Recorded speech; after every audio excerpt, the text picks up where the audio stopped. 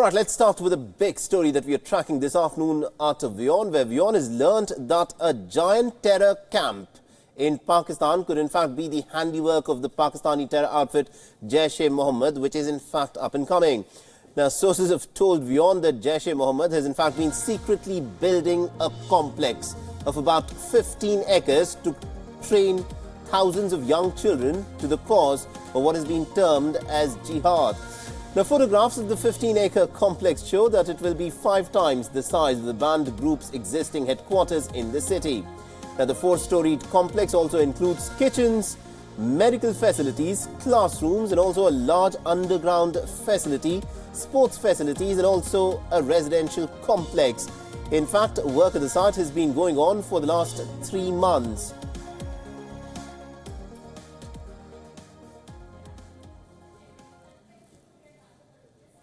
All right, so this is the development that we have got in terms of what's in fact playing out, where apparently the Jaish-e-Mohammed is building a 15-acre training complex to train people in jihad. Now, these are images of this 4-storied building which is presently being built in Pakistan.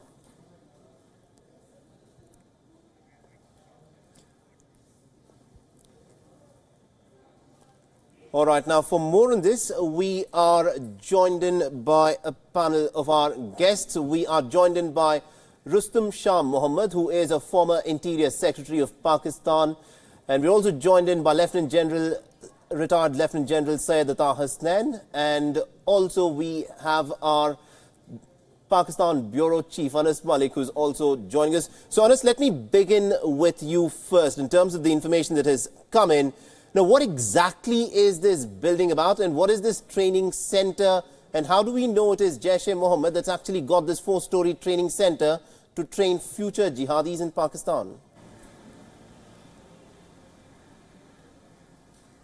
Absolutely, Saleh. As you rightly mentioned, that the WION has learned that the Jaish-e-Mohammed is building a new facility in the outskirts of Bahawalpur, where they're currently located as well. Now, the current Jaish-e-Mohammed headquarters is in Bahawalpur city. This new facility is being built just outside Bahawalpur city in that Gulshan-e-Bahawalpur area. What also we've learned that this is expanded over 16 acres, roughly over 15.5 acres. That is about 16 acres of area. The construction to this began in May. Now, how it is established that the Jaish-e-Mohammed is indeed building these facilities because the local people who have been affiliated with Jaish-e-Mohammed and their current headquarters have been involved in buying this land. What also has to be noted is that this building that is just the seminary would be 4-story. It would also have a separate residential area and a sporting arena as well for those who will be living in there.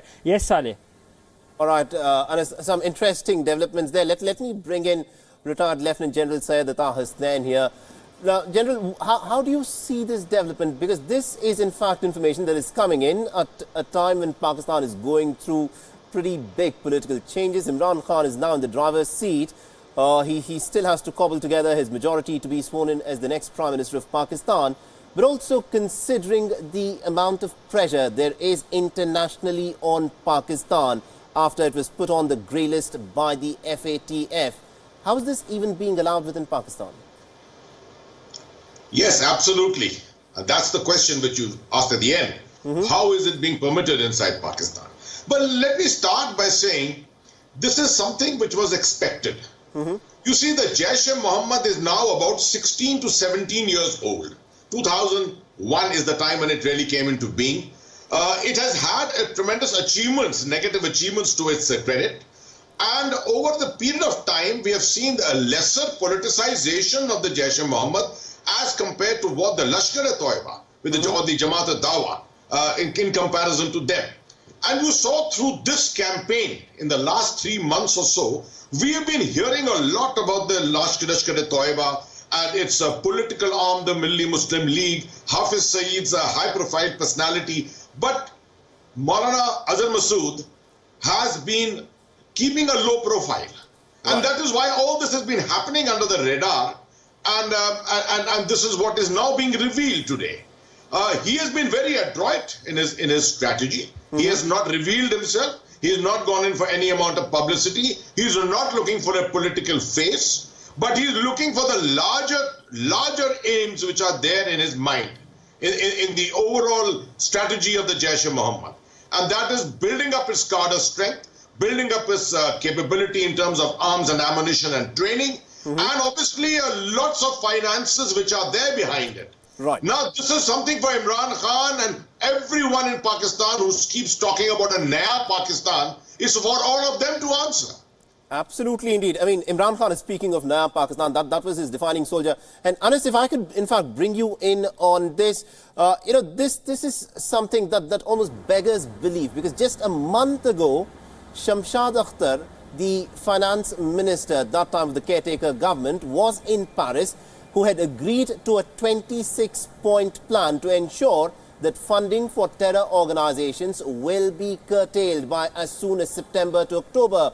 And here we see that not only funds have been collected, but this structure has come up, and Masood Azhar is able to, in fact, operate and thrive right underneath the nose of the officials in Pakistan.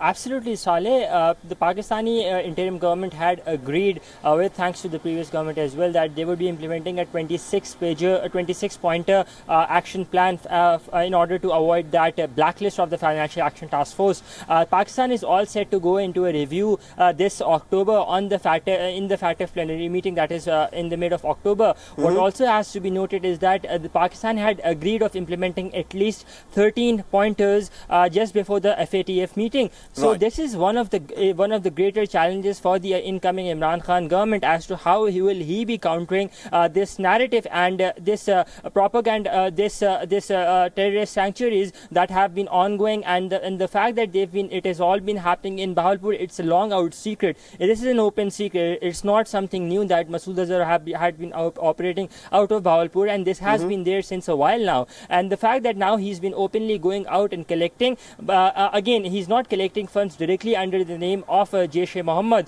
They're going around, they're collecting funds under different other organizations' banner. But then again, their affiliations and the people, they remain the same. So the greater problem is within the system. It's within the system that they ban the organizations rather than and not ban the people, and the people associated, they end up forming.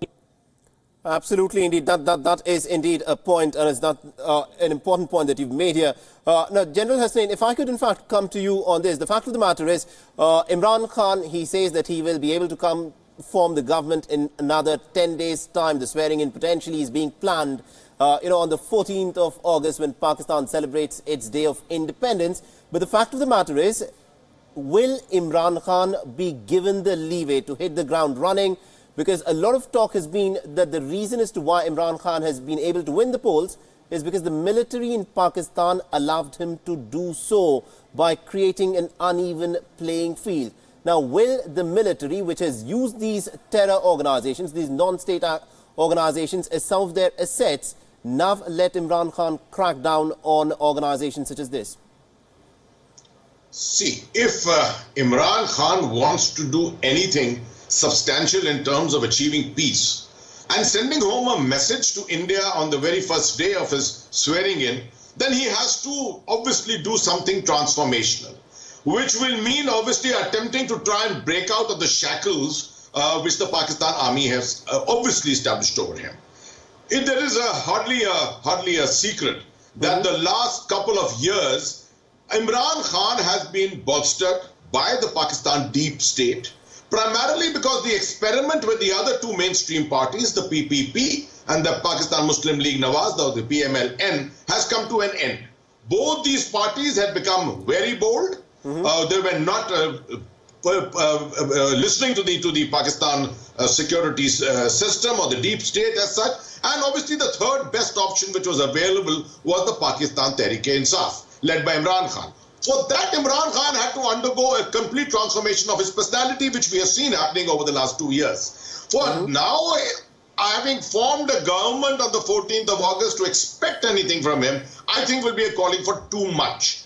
But I think there's a very important aspect here is the role of what the United States, the FATF, and what China can play. And all three of them can actually play a major role in putting some kind of control, some kind of hold over all the shenanigans of terrorist activities which are taking place in Pakistan. And if these are not put on hold now, I dare say Pakistan is going to be one of the nerve centers which is going to trouble the entire world in the near future. Absolutely, indeed. So it is, of course, a big test for Imran Khan as he takes over the reins of power in Pakistan. It remains to be seen as to what actually will play out. Will Imran Khan be allowed to crack down on these terror elements is something that needs to be looked out for. Thank you very much indeed, General Atta Hasnain, and also to Anas Malik, who joined us from Islamabad.